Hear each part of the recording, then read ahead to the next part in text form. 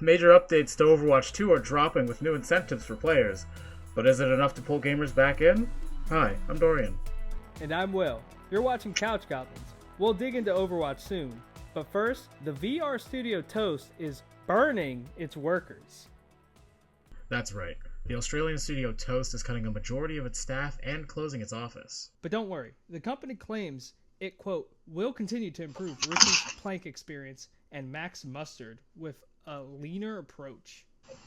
Marvel Rivals is also seeing a crack at its armor, with a team of its designers getting caught up in the NetEase layoffs. Meanwhile, Liquid Sword is cutting jobs before it even launched its first game. At least they feel deeply regrettable about the decision.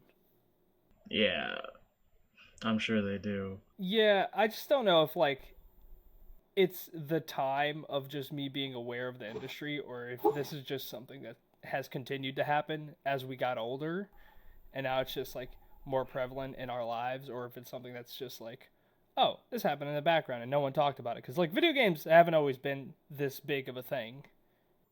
No, I feel like it is a little more frequent. I feel like it's a combination of them being more popular, so there are more game studios, and then not enough of them making what they need to survive. But there certainly is a wave of layoffs, even amongst the big studios, amongst the successful game studios and successful games. But even as You know, even the smaller studios, as we saw here with the creators of Richie's Plank experience, this is a smaller studio for I would argue is a smaller niche of the gaming space where VR isn't as where I wouldn't say isn't as prevalent, but it definitely isn't as big. It was huge during COVID because everyone was at home. yeah. They were oh, let's get these VR headsets, and then the standalone headset became the popular thing for the time. But even around then, I worked at VR World, and VR World was just a space you can go into and try out VR games. And the first game that was always recommended was Richie's Plank experience. It was the go-to first steps to doing VR. It was So popular, everyone played this one. Oh, everyone who stepped into that area were hey, go here first, do Richie's Plank experience, walk the plank so you get used to VR. Yeah, It was one of the most sold games, and that's what I like. I wonder if it was one of those if it was only sold for VR experiences in other places, or if people bought them on their own. Because I feel like that's clearly a success story, but it didn't lead to successes for the company no, and the people working there. I think just over time, big or small, I think we're just going to end up seeing more layoffs come throughout, especially these coming years, as the economy is very unsure of what's going to go on. Tanking, yeah. I mean, unsure. Could we get unionization in video games? In the gaming industry, in the gaming space. Hopefully it'll work out. So Nintendo is ditching one of the Switch's best incentives, my gold points. Your gold points? Well, everyone's. You not only have until March 25th to earn them, but at least they'll stay valid for the normal 12 months.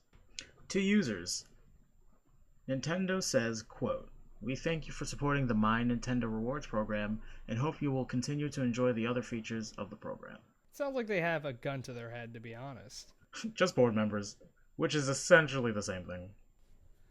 Yeah, I don't see the point in getting rid of something that's kind of, I think, benefited a lot of gamers, especially when it comes to reward points. Microsoft still has reward points. Sony has reward points for buying games. Why would Nintendo really want to get rid of theirs? I can't make up an excuse for them. Nintendo does stuff like this all the time. They always have something kind of good, but it's a limited time offer.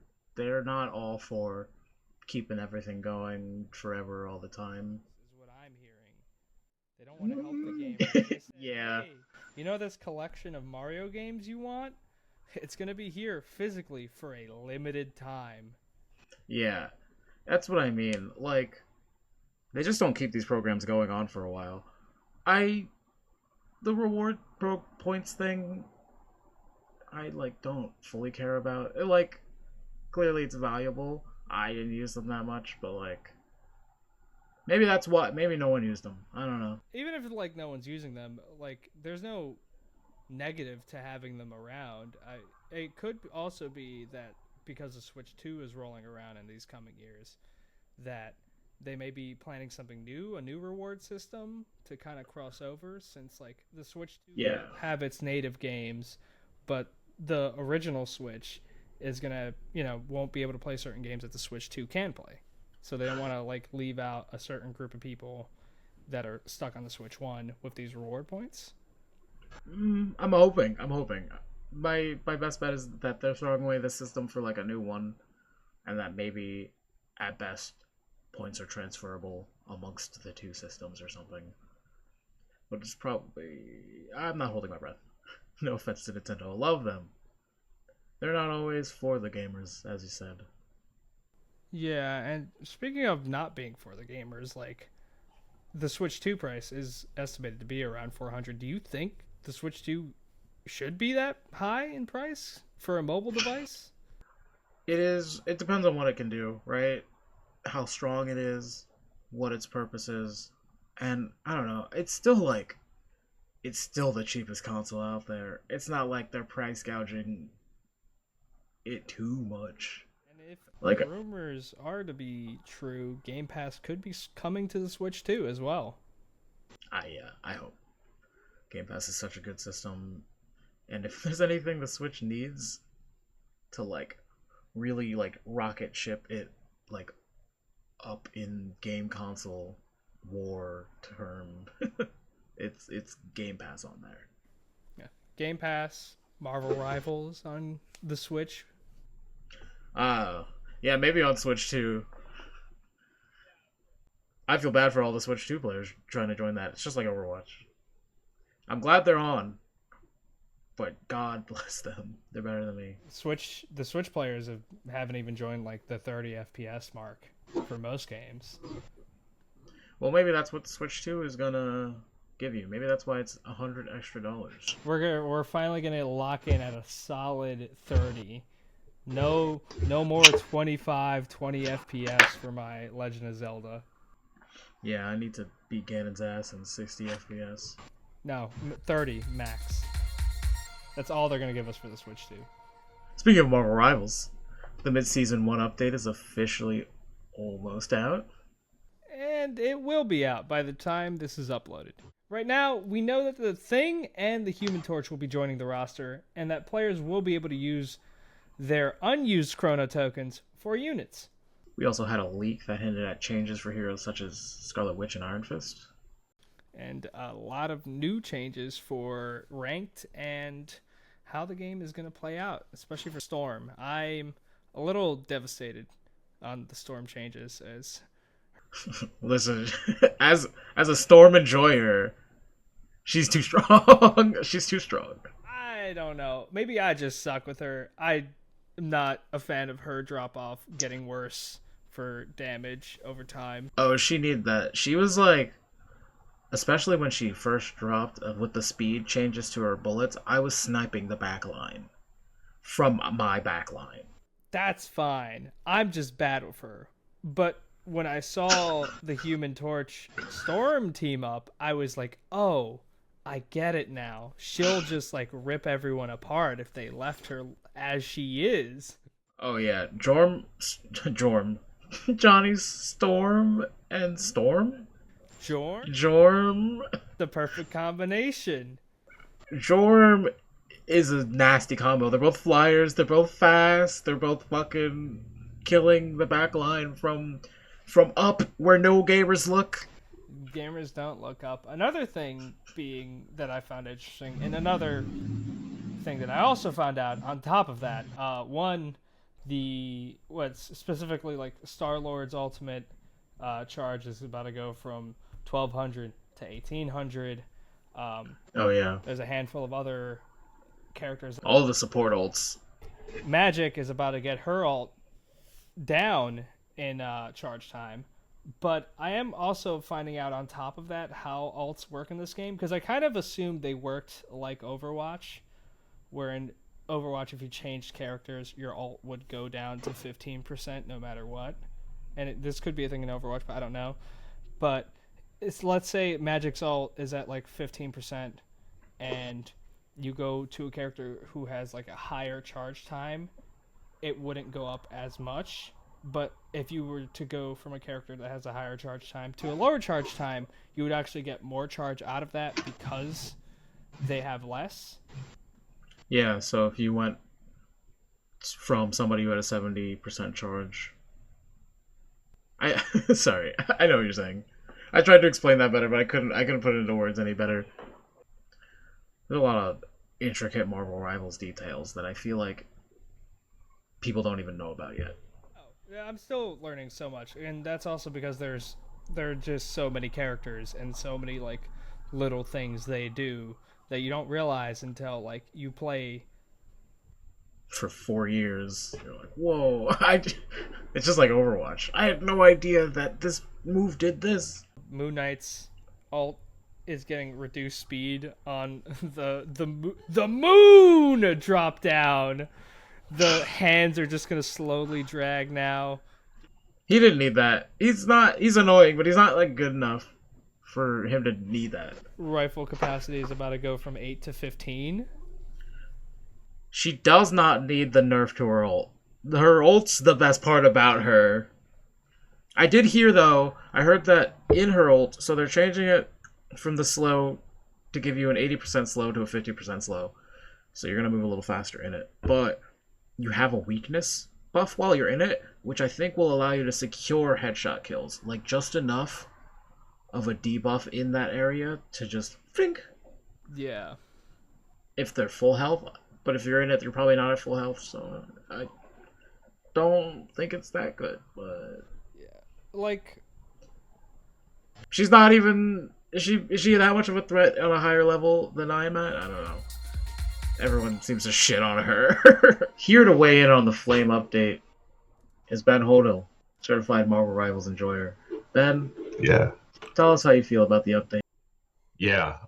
So I think that the thing is going to be a kind of force to be reckoned with. He can't really be moved. Like I think they play tested it and they were like only a few characters could be Could like push him, right? yeah, I can't push him, but like he's gonna be the definition of a tank. Basically, he can just take anything. Um, as for Flame On, um, Yeah, that guy. yeah, I don't know. I think it's very interesting that he can just kind of do that with Storm's ult, just kind of set it on fire. Yeah. People are mad about that too. Does he have to hit his ult when she hits her ult? I didn't really look into that. I think so. I think so. The cost of it definitely killing people, even through support ults, is that you need to use both of their ults at the same time. So that's the trade off. 2 ults to secure kills versus 2 separate ults that can probably secure kills on their own. Would you really waste 2 just to definitely secure a kill on like 3 people, or would you spread them out? Storm can either run through one of Johnny's fire tornadoes to make hers a fire tornado, or when she's ulting, she can just manually activate it. So they don't need to be in the same area to activate her fire tornado. She just has that team ability while ulting. That's crazy then, if true. Thank you, Ben. Is there going to be a new map? There is a new map, actually. It's going to be Dracula's Castle, but Hey. thank you for joining us. Cheating is never a winning strategy. That's Fortnite's message to Repulse, a player who shared his account with another player to qualify for the game's major tournament in 2023. He won first in his region and would have walked away with 20 grand. But Epic caught on to it and took legal action against the player. They even forced him to post this apology video.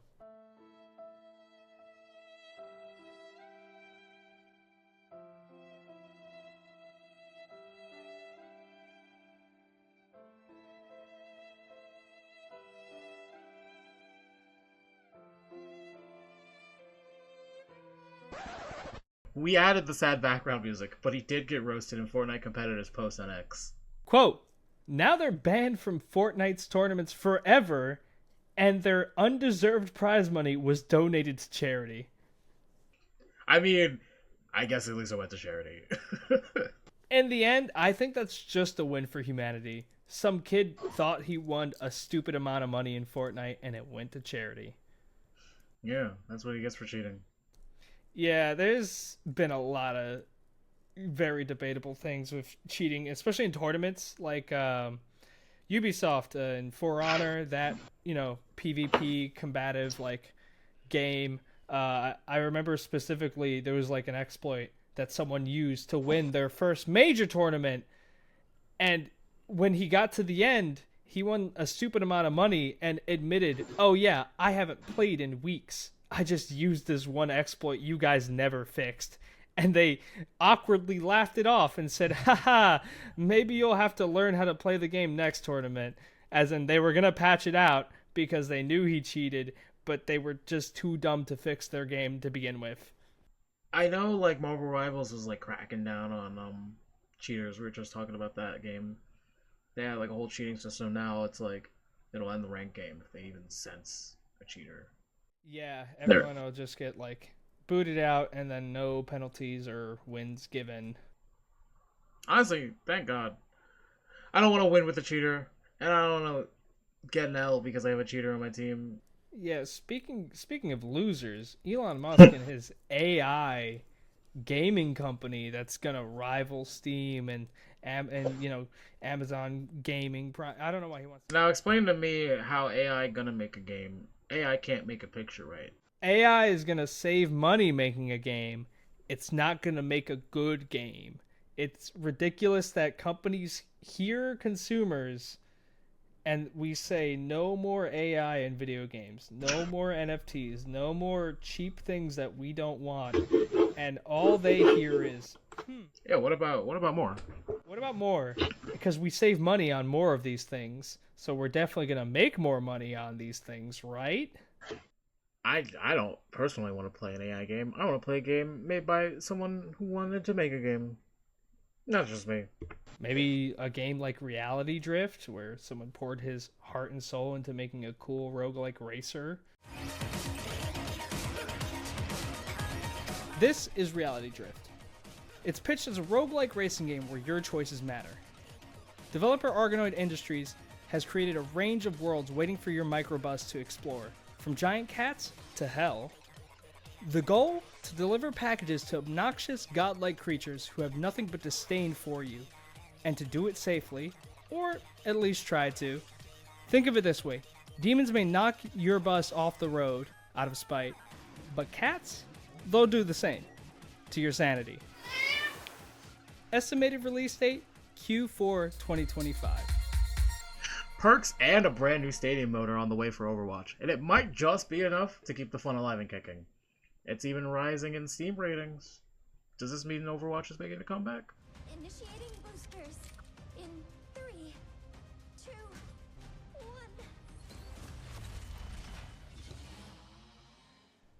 Personally, I'll still play Overwatch. Thank you. Am I gonna have as much fun as I would in Marvel Rivals? Who knows? Let's not even compare the two games. They're not even that similar. Sure, they definitely aren't free to play PvP hero-based combat arena games.